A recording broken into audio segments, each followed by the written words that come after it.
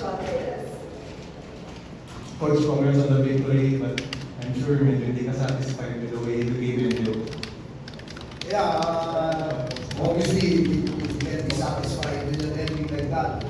But at the same time, we knew we were going to struggle. Number one, kulang kami sa players. We've got 3 starters who are not playing. And number 2, this is our first tune-up game. Hindi kami nakapag-tune-up in the off-season because we opted to rest, recover. So this is the first time that we played with our import, with Darius Days in an actual game. So as you can see, there's a lot to work on, and you know the game that we played tonight, it cannot match with the other teams in our group. So you know, just like I told the players before the game, we're a work in progress. But if we focus on the right things, just make sure that we put in some effort and focus on our defense, then we should be fine.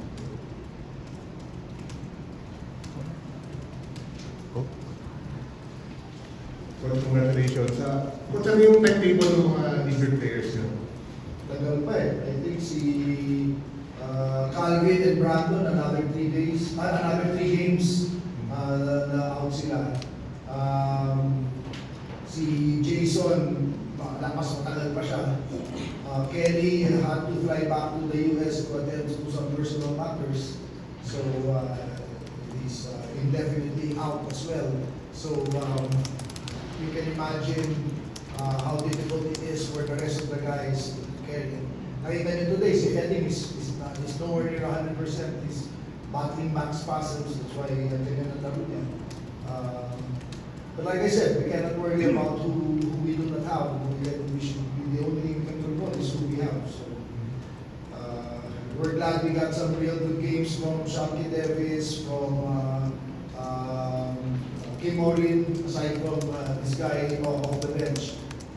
So hopefully tuloy-tuloy, and then the contribution of our role players like Kevin Ferrer and Paul Varilla, very important, of course. Henry Galina. Coach, kano crucial yung you're giving time dun kila Davis, kila Ferrer? How crucial will they be in these games when your big boys are covering? Very crucial. Actually, yesterday after our practice, those were my last words. Sabi ko, magkakatalo itong game na to sa bench. Whoever is able to come up with better games on the bench. And ano ba yung bench points? Yeah, we won the bench points by 12. Ano pa kami sa starter points, but at least our bench came out and delivered. So yun, their roles are going to be very crucial. Really, congratulations din. You have 23 points tonight.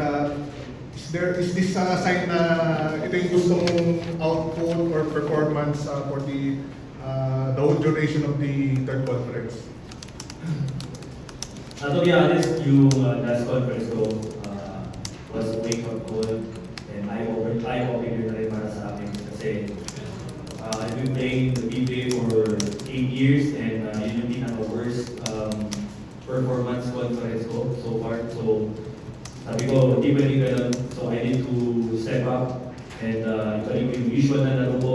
And dito mag-start yun sa conference na to, and good thing to start yung ginawa ko, and sabi ni Coach hopefully tuloy-tuloy na. And the key in this conference for myself is to be more consistent.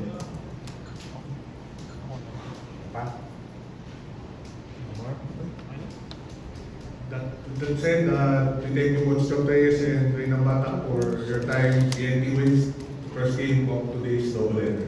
Thank you. Thank you, Coach.